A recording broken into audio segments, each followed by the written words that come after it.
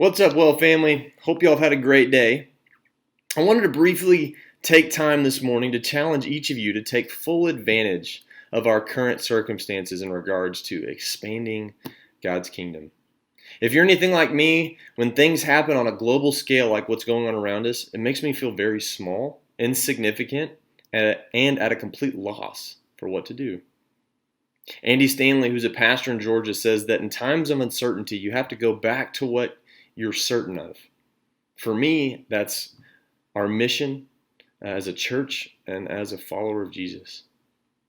Our mission as believers and as covenant members of the well doesn't change because the circumstances around us have changed.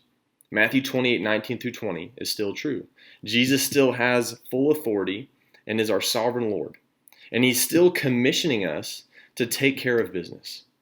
The business that we're in is sharing the gospel, sharing our lives, and sharing the truths that we know with those around us.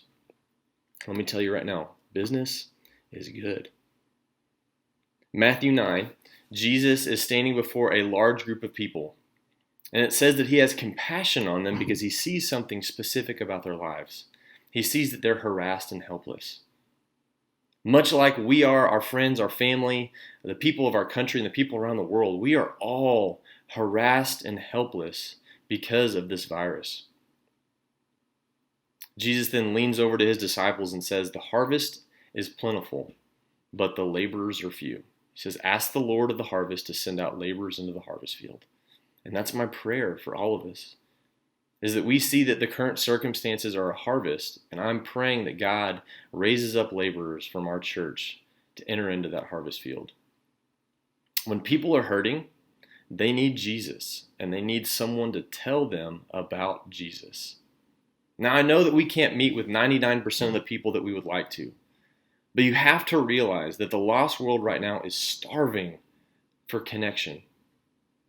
You see, all the noise that they have dialed up in their lives to drown out the important questions of identity and purpose, all that noise is silent. The idols that they've built up that have continually overpromised and underdelivered are being shown to be false.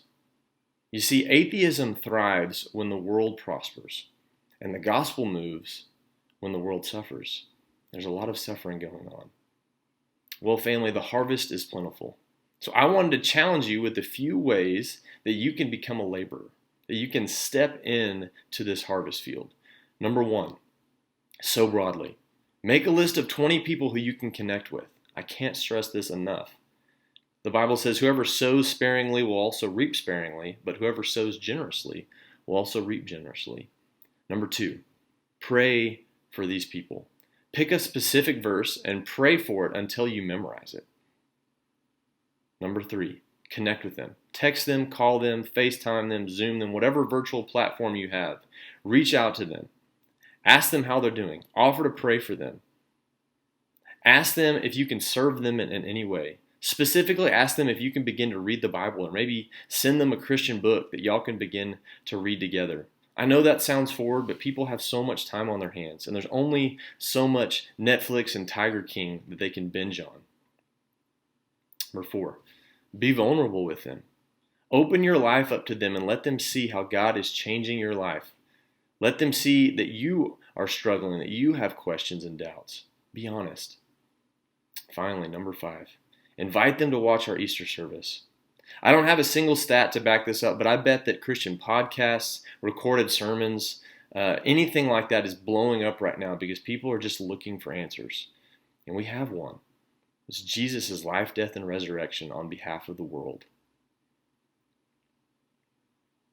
Later this week, we'll send out another Devo with someone giving you a specific tool that you can use to share the gospel. But my prayer and my hope is that all of us take advantage of this season to become a laborer. Love you guys.